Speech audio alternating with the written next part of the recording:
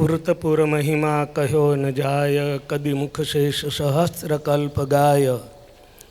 વૃષસુત તણી મુખ્ય ગાદી જ્યાં છે, ત્રિભુવન તત્વ અનેક તીર્થ ત્યાં છે.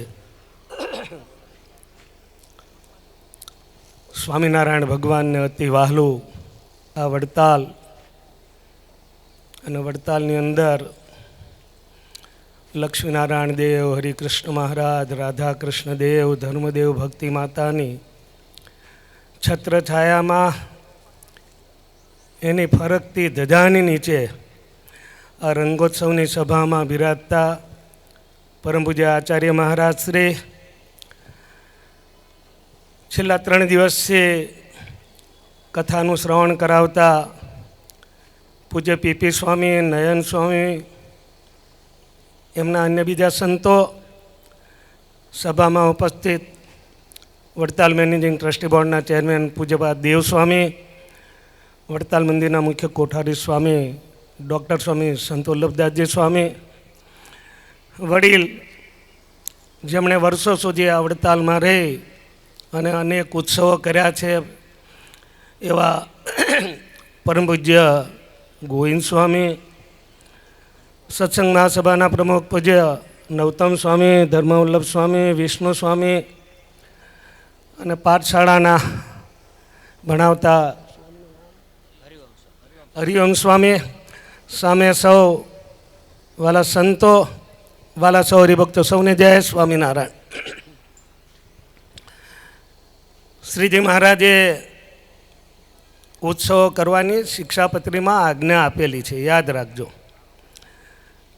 ઉત્સવનો હેતુ જ્યાં સુધી આપણા જીવનમાં ન ઉતરે ને ત્યાં સુધી આપણને ઉત્સવનો મહિમા ના થાય. સ્વામિનારાયણ ભગવાન કે અમે ઉત્સવ શાના માટે કરીએ છીએ? અમારે કોઈ વાહ કરે એટલા માટે અમે ઉત્સવ કરીએ છીએ? તમને બધા ભક્તોને ભલામણ કરું છું કે અહીંથી ગયા પછી ગઢડા પ્રકરણનું 3જું વચનામૃત, ગઢડા પ્રથમ પ્રકરણનું 3જું વચનામૃત શાંતિથી ઘરે બેસી અને જે લોકો સાંભળે છે ઓનલાઈન એ બધા વાંચે શાંતિથી અને એમના જીવનમાં ઉતારે. એમાં બધાની વાત કરી છે, યાદ રાખજો. સંતોની વાત કરી છે, બ્રહ્મચારીની વાત કરી છે, અને સત્સંગીઓની પણ વાત કરી છે. શ્રીજી મહારાજ કહે છે જેને અખંડ ભગવાનની મૂર્તિ દેખાતી હોય, યાદ રાખજો, બહુ અઘરો વિષય છે હો. જેને અખંડ ભગવાનની મૂર્તિ દેખાતી હોય એણે પણ ભગવાને જે અવતારે કરીને જે સ્થાનકને વિશે જે લીલા કરી છે એને સંભાળી રાખવાની છે. બ્રહ્મચારી, સાધુ અને સત્સંગીમાં હેત રાખવાનું છે. એની પાછળનું કારણ મહારાજ બહુ સરસ બતાવે છે કે જ્યારે અંત સમય આવે અને ભગવાન ભૂલી જવાય ત્યારે યાદ રાખજો કે કોને યાદ કરવાના છે. તો સ્વામિનારાયણ ભગવાને એ વચનામૃતની અંદર પહેલાં સત્સંગીનું નામ લખ્યું. તમને ભલામણ એટલા માટે કરું છું કે તમને તમારું સ્ટેજ સમજાય, તમારું સ્થાન સમજાય. શ્રીજી મહારાજ કહે છે કે અંતકાળે જો ભગવાનની મૂર્તિ ભૂલી જવાય ને તો પહેલો ક્રમ સત્સંગીનો લખ્યો કે સત્સંગીને યાદ કરવા, બ્રહ્મચારીને યાદ કરવા, સાધુને યાદ કરવા, એના માધ્યમથી ભગવાન યાદ આવે. આ તો વડતાલ છે, મહારાજને અતિ ગમતું આ ધામ છે. શ્રીજી મહારાજે તમને અનેક ભલામણો કરી છે. સત્સંગી જીવનના 4થા પ્રકરણમાં તમને તપ્ત મુદ્રા લેવાની આજ્ઞા કરી છે, યાદ રાખજો. ઘણું બધું ખૂટે છે તમારા જીવનમાં. અહીંયા ઉતારાની કોઈ કમી નથી. એટલા બધા ઉતારા છે ને કે એની કોઈ હદ ના કરો. બોર્ડ બનાવતું જ જાય છે ને હજુ બનાવશે.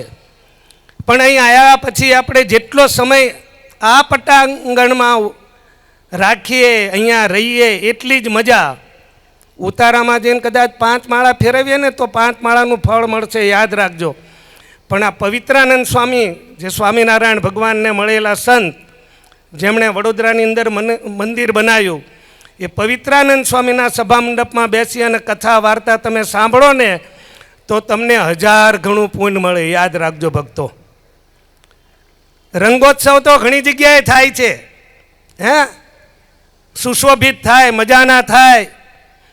પણ તમને અહીંયા જેની પાસે કલ્યાણ લેવાનું છે એની ધજા આ વડતાલમાં ફરકે છે. અને તમે અહીં જ્યારે ઉત્સવ કરો ને ત્યારે તમે બધા ધન્ય બની જાઓ. યાદ રાખજો, તમે માગો કે ન માગો તોય તમને સ્વામિનારાયણ ભગવાનના આશીર્વાદ મળે ને મળે.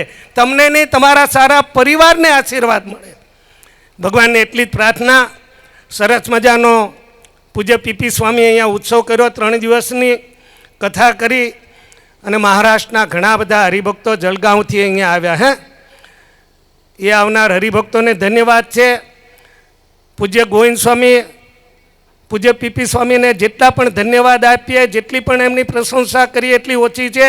મને ખ્યાલ છે કે આગલે વર્ષે પણ એ જ અહીંયા કંઈક હતા આ આયોજનની અંદર. તો આમાં આપણે બને એટલા વડતાલ આપણા હૃદયમાં સ્થિર થાય એવી ભગવાનને પ્રાર્થના. સૌને જય સ્વામિનારાયણ.